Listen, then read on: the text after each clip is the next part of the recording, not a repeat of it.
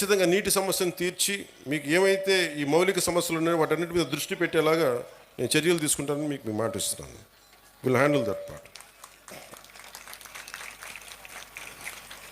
అలాగే మన వైఎస్ఆర్ కడప జిల్లాలో 36 మండలాల్లో ఉన్న 2043 స్కూల్స్, 64,971 మంది విద్యార్థులు, 74,698 మంది విద్యార్థులను, దాదాపు 1,40,000 మంది ఈ రోజున మన కాలేజీలో మన స్కూల్స్లో చదువుతూ ఉన్నారు.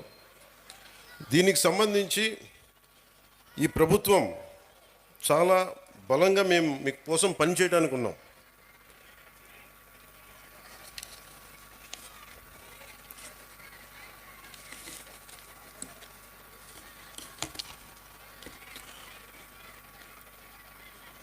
ఒక దేశం ఎంత అభివృద్ధిలో ఉంది అంటానికి హ్యూమన్ డెవలప్మెంట్ ఇండెక్స్ అని